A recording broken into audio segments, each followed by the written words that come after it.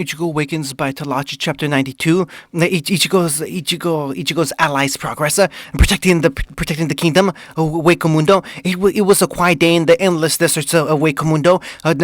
Notwithstanding and night as far as the eye can see, except for one place. A single shining light, the brightest light in all of Wakemundo. The Torre Estrella, standing above the palace of Las Noches.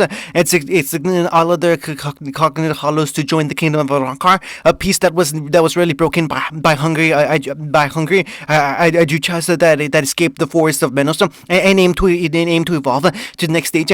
Some hoping to be recognized by the court of knights that protected the palace and the steward that governs in the absence of the king, all to end their own fears of being lost in the mindless drone, the Gillian or execution by the hands of the 16th squad of Soul Society. For many, it was a simple choice, but there have been more rogue and stubborn elements that seek to conquer the kingdom for themselves. That quiet place and that quiet peace ended the day with powerful shockwaves of force. Sarah blast in roars of anger. Die! Grimjar roared, clad black in his segunda etapa, attacking another Rancor. He dashed at his opponent, slashing with his claws and tearing through air and sand as the Rancor dodged. The Rancor had silver tongue skin, chin length turquoise hair, yellow eyes, and with his hole below his collarbone, and hollow mask fragment on his right cheek, just under his eye, and wrapped around his head, and green wings of energy shooting from his back. Grimjaw glared at him with fury, but he just held a cocky smirk as he dodged Grimjaw's claws. You'll pay for what you did to Stark. Discardon. The panther promised as energy blades from his claws appeared while he continued to slash at his opponent. Hollows, Arankar, all serving a Soul Reaper. How pathetic.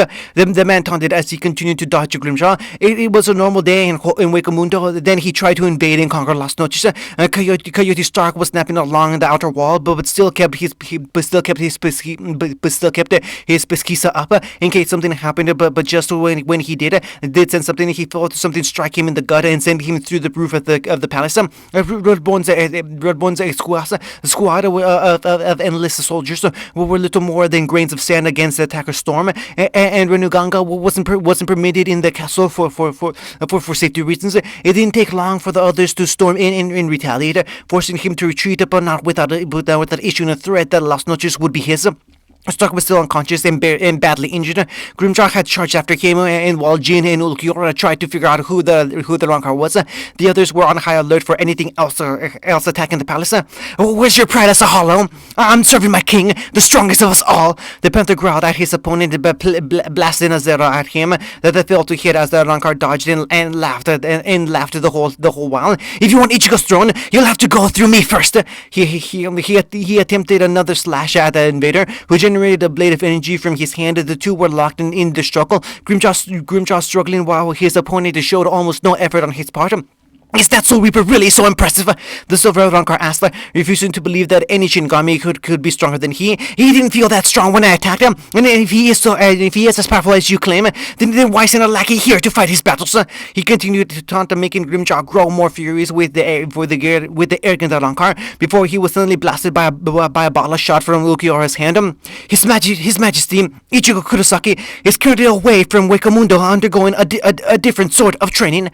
The most loyal knight announced. While the Rancor refocused, looking no worse for wear. If our king was here, then you'd already either be at his feet or in his teeth. Ulquiorra himself was in his segunda etapa state, wanting to waste no time in fighting and ending his threat to his family in the Hollow Kingdom. Your ambition dies here. Their ambition dies here. Arturo Plaeto. If you wanted to know me, you could have asked. Platedo said, glaring.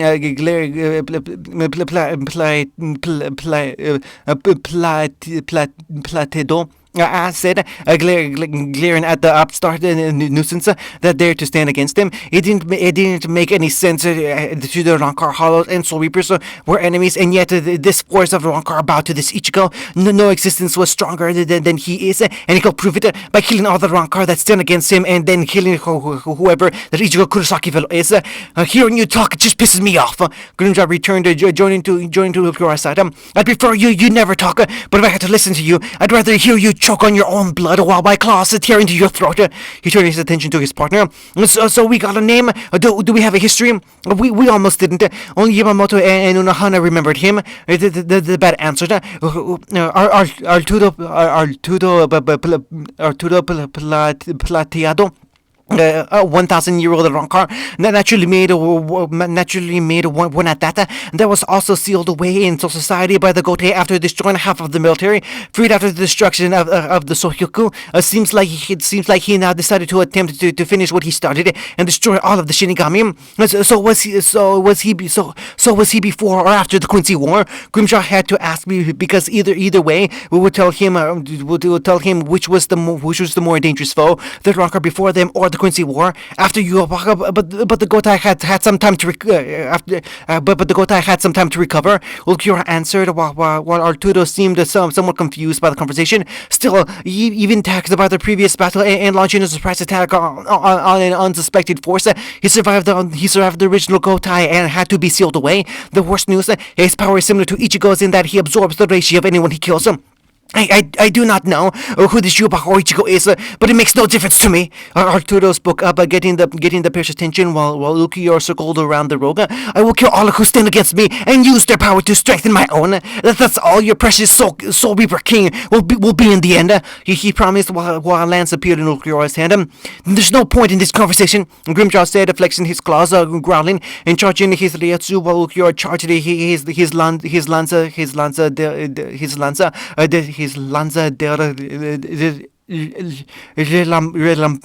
Relampago, with screeching lightning. Arturo grinned, ready for the next battle, until a blade stabbed himself into his chest.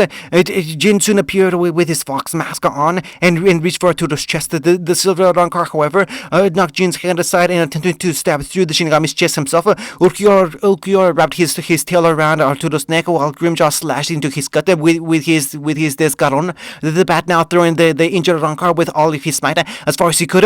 Grande Zero! The panther roared, firing a blast that shaped itself into a panther's head. Lanza del Lampago. Ulquiorra rejoined, throwing him spear with another and another in quick succession. The sky was set on fire with the fury of the attack before Ulquiorra and Grimjaw finally stopped their assault. This likely didn't work. He did survive the original Gotai, Ulquiorra thought, trying to focus on where Arturo may appear next. The unfortunate answer came when Ulquiorra was stabbed by a blade of energy from behind. Arturo looked none the worse for wear aside from a torn and burned outfit. I'm impressed. That actually stung. He hissed, tearing out the beam blade from Ulquiorra's chest, punching Jin aside and blasting Grimjaw with the Zero of his own. You could have made great underlings, but this would have been your fate either way, serving to make me stronger. Grimjaw was unconscious before the attack, and Jin was dazed and stumbling about, and Ulquiorra felt his strength leave him. But in the end, like all things before me, you are nothing. Your Shinigami King will be nothing, and I will use him to fuel my continuously growing power. Die now and add to my strength, nameless traitor. Arturo conjured another blade and held it to Ulquiorra's throat. Ichigo, is this how I'll die? Failing you again? The bat thought it was all he could think about. He thought back to when he swore he's returning to the hybrid after the rematch and Ichigo refused to kill him, to when he protected and watched over the child that would become a king, to the king in action and promising a new future for those under his command, to his order of keeping the peace. And now he was about to die and fail his master, fail his king. Who are you? He heard a voice call out, one that was utterly unrecognizable. Why do you fight? Do you seek power? Why? It just asked as time seemed to slow down. I want to keep my promise to my king, Okiura answered. I promise to serve him. He ordered that Las Noches and his people would be safe, and I want to ensure that. Would you give him your life, if necessary, even if he'd be furious with me? Then try not to die. It finished before Ulquiorra exploded with power. Arturo was blasted back as Ulquiorra erupted into a pillar of green and black energy. What the hell? What is this? The Rancor demanded as the energy quickly died down. I am Ulquiorra Sefa, a loyal knight of the king of Hollows, Ichigo Kurosaki. I swore that I would serve him loyally, and I will not let his kingdom fall when he's away. Arturo Plateado. No, your end. The bat promised as the energy dissipated, revealing Ulquiorra in a new form. His hair grew longer and turned white. His horns were replaced with burning reishi of green and black. He gained another set of wings, and his fur turned to black robes. And the end of his tail burned with his reishi as well. No, change all you want. It makes no difference in the end. No one may exist. No one may exist who are stronger than me. Arturo declared as his wings changed color to red, and his Reijutsu grew more intense. Ulquiorra stood unaffected by the Rankar's increase in power. He merely raised his hand out to them. Tormenta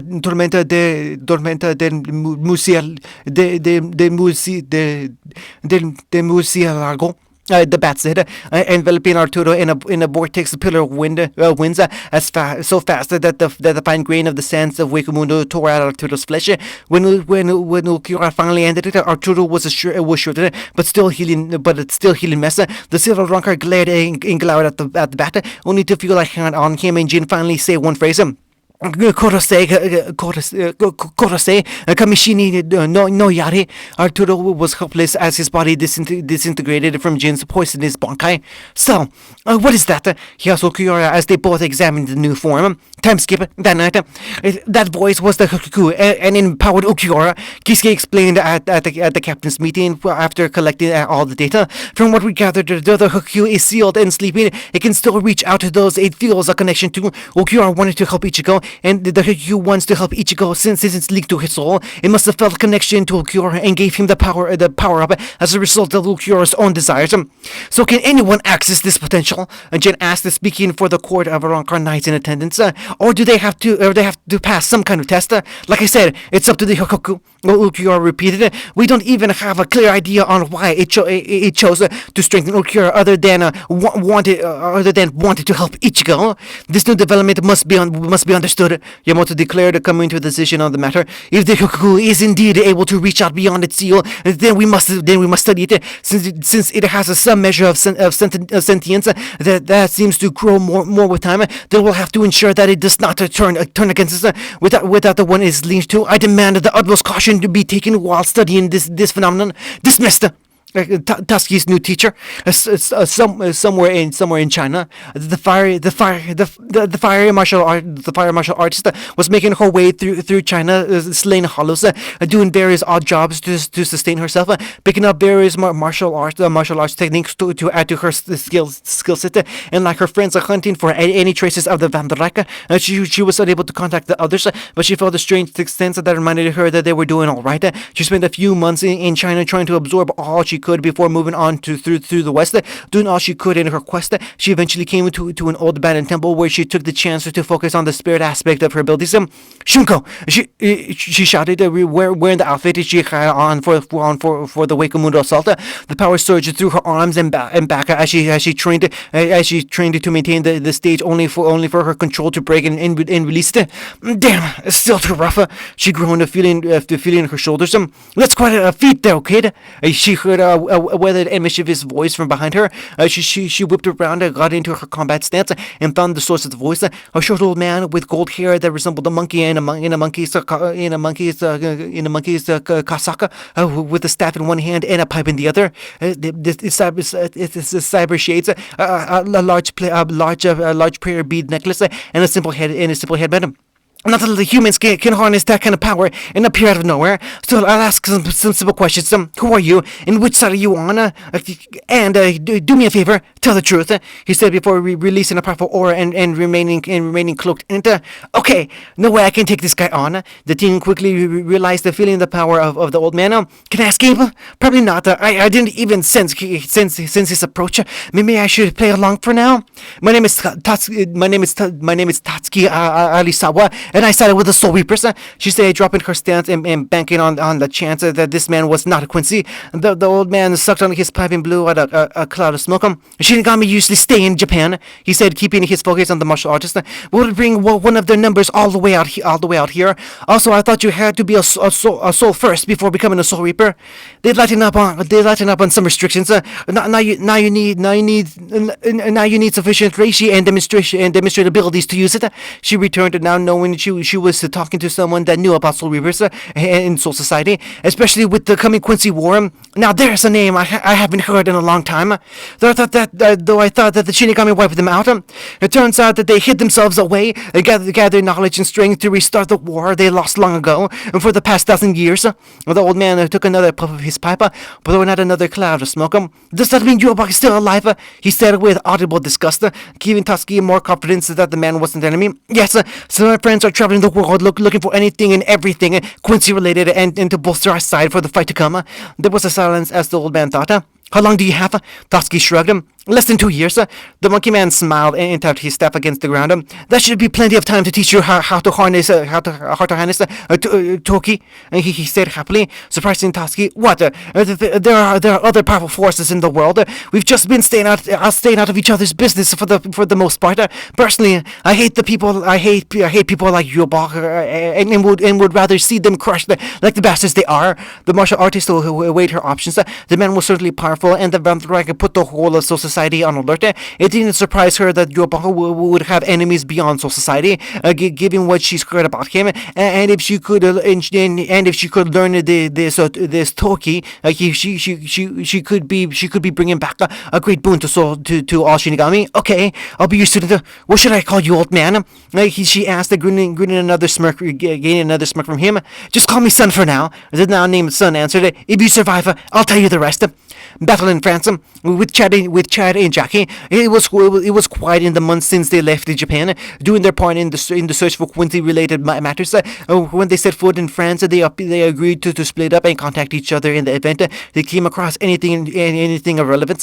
Riruka immediately went out to browse for cute things, and Giriku said something about preparations before disappearing, leaving Jackie and Chad alone to do their search. However, without any leads and no real plan, they just toured around the country, seeing the sites, talking about experiences, always keeping an eye and ear out for what they were looking for, but not coming across anything noteworthy. It was like they were on dates instead of doing their missions. Not that either could complain, since they were enjoying the experience anyways. That all changed one night, and another come and gone, and still with nothing to show for it. Jackie sighed out, bored from the inaction, while holding on to Chad's arm as they walked along. Still holding up all right, big guy? She asked her teammate and partner. It had been a few months since Chad you utilized the new technique of the Fullbringers and did a severe amount of damage to his own soul. I'm doing fine, Jackie. Yashutaro answered, clenching his hand and flexing his arm to prove he was okay. You don't need to hold on to me and help me walk around all the time.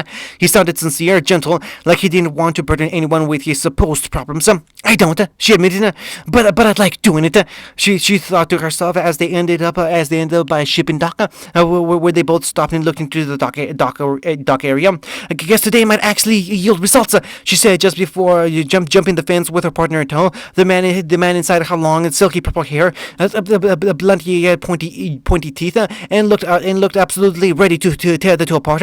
So who the hell are you? She asked the dark armored man who held a savage grin as he grabbed onto a lamppost. Lancelot, Stunner to W. I kill for King. The man growled as the lamppost turned black, with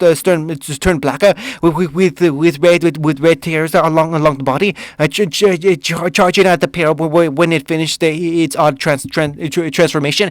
Chad pushed Jackie behind him and brought out both shield arms and took the brunt of the attack, grunting under the efforts as the blow pushed him and cratered the earth. But Lancelot was only getting it started as he maneuvered the lamppost around to hit him with a home run swing, sending Chad through a building building or three. Jackie shrouded herself in her clean boots and shield and danced around the Stormtroopers' attempt to attack her, each one slipping away from harmlessly while she pulled out a syringe filled with hollow reishi. Another experiment of Maruri's in regards to seeing just how toxic it would be if injected directly, hoping for good results that would lead to a more effective weapon against the Vandarak.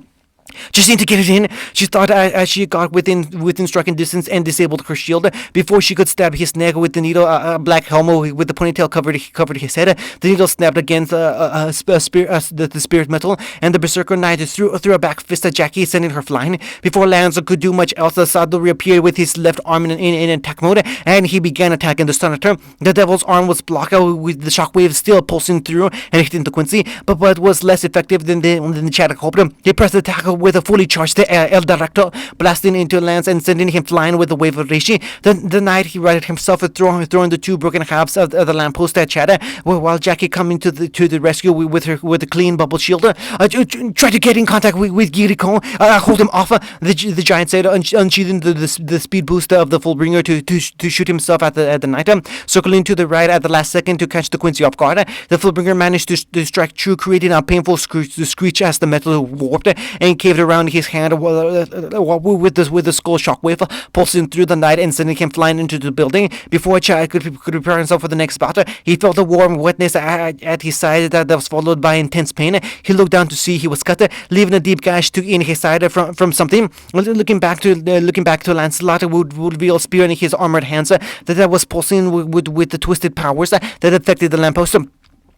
Weapon Master! The Quincy said before throwing the spear to Chad, followed by several others. The Fullbringer brought out both of his shields and dodged to block every spear he could, still getting slashed by the occasional spear and getting more sluggish as a result, while the spears tore apart the area around and behind Chad. Apparently displeased with his lack of progress, Lancelot stopped throwing spears and flashed in front of Yatsutato with a bearded axe in hand. Chad threw his arms up to defend himself, wincing as the blade bit into his flesh past his shields and wrestled with the Mad Knight. As the blade of the axe slowly sank into his arms, Jack appeared and kicked Lancelot in the side of his neck. Thanks to being completely covered in filth from her Fullbringer, the attack managed to do enough to send the Quincy tumbling away. I found Kiriko and he said he finished a new contact. She informed her partner. 30 seconds and time will reset in a small area, 10-meter radius at most. And he can only work on what's not dead. Lancelot rose back up to his feet, wings of pulsing angry swords sprouting from his back, and glared at Jackie. I think you can risk it. Chad knew what she was asking, and it certainly was a gamble. If it worked, then they had a pretty useful ability, and he could be less concerned about the strain of his powers. But Kiriko would almost certainly have some nasty side effects of his own to deal with. Was it really worth it to try just for one third? I'm ready when you are, Kiriko said, appearing behind Chad and clad in his Fullbringer with a timer ready. Jackie said nothing to the pair as she charged at Lancelot, immediately flowing into the series of fast and acrobatic kicks. The Berserker's own speed, durability, and violent predictable moves kept him from getting pounded by the Fullbringer's punching kicks.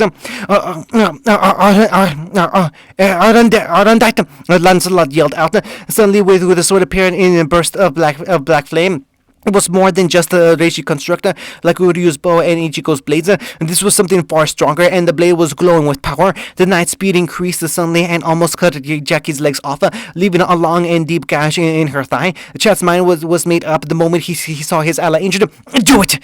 Chad growled, his hand going to his medallion. Diablo Gigante! Kiriko set the timer. A bubble enveloped the area around them, while Chad created his giant avatar. It wasn't the full-size one that he used against Yami, and it was mainly the upper body, but it still dwarfed the Quincy. The moment he noticed its existence, Chad used brighter light to accelerate his movements and smashed his devil's fist into the night. Jackie barely managed to get away. Just as the giant landed the first blow, Lancelot held his sword up to hold off the massive fist, which left him open for the other three. A La Muerte from above, El Deractos from the sides, another La Muerte from above, and Lancelot dropped from the punishing blows, unable to stop the continuous punches and shockwaves. Chad only stopped because he suddenly wasn't in his giant state, immediately dropping as he got a skull-splitting headache. Sato! Jackie called out in concern, rushing to his side to check if he was bleeding. Charging to see Giriko laying on the ground and out, along with Lancelot's mangled body. After a quick check that revealed nothing, Jackie calmed down slightly before going to her other Fullbringer ally.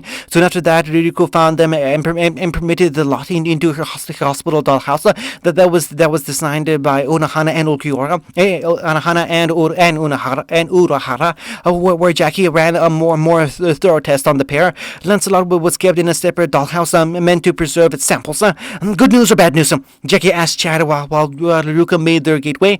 Good. He quickly responded while still wincing from the pain. He felt like he could use some form of good news. The battle was rough enough with just that one sternotum. Good news is that the gamble paid off, she answered. Your soul is still as damaged as it was before you used that technique. No worse and no better. That actually was somewhat good news. The bad news is that Giriko is now in a coma, and nothing I've done has woken him up. His soul was heavily strained, and his reishi was almost completely depleted. I don't know if he'll wake up.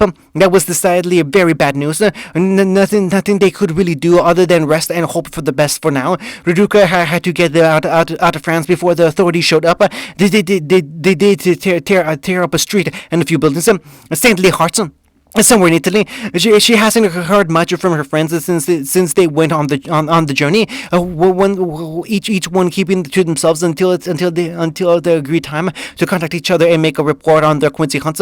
Though she does miss them all dearly, she knows they're all hard at work with their mission. So she must be as well. And she managed to track down an odd concentration of power and energy around Rome and the Vatican. And so she's been searching in that area, playing the part of a wide-eyed tourist. However, she still needed needed a place to stay, and she didn't want to stay in a hotel. Instead, she came upon an orphanage where she started volunteering at, helping to take care of the children. Okay, kids, it's time for lunch. Come on inside. Orihime called out to the group of children she was overseeing while the head nun went to speak with one of the priests in the city. Seemed like the folks in the Vatican were interested in some of the children. Orihime could sense that some had a power locked away inside of them. One that caught her eye in particular was a young girl with sky blue eyes and blonde hair that she wore with a few ponytails and had her bangs of her frame her face. Her name was Jenna, and she was already close to the Onmyoji exorcists. Come in, big sister, Jane called out, running in her white sundress with the other kids, following close behind. Horihime enjoyed this time with the kids. She thought it was good practice for when she and her future sister wives had children of their own. She wouldn't mind leaving the fighting behind to be a mother, and peace could not come soon enough, in her opinion. She retreated to the kitchen and brought out the simple meals she had made for the children. When she suddenly felt a strong presence appear, wordlessly and silently, she had Tsubaki ready himself to strike down whoever and whatever was making its way over to the orphanage. Hey, what smells so good? The person loudly called out as a young teen male appeared. He was dressed similar to a priest with blonde hair, green eyes, and a teardrop mark on his forehead. Hey kids, I'm back, he said with a smile, and followed soon by a series of excited breaths and cheers as the children rushed to him. Dulio! The children cried out as they rushed him. He began to greet them happily and ordered him to relax her own guard, though those Tsubaki remained at the ready. Come on, big sis made some chokonomiyaki, they said, showing him a chocolate brown pancake covered in fudge and chocolate syrup topped with shredded cabbages. Wordlessly, Dulio grabbed a fork and sliced into it before taking a bite.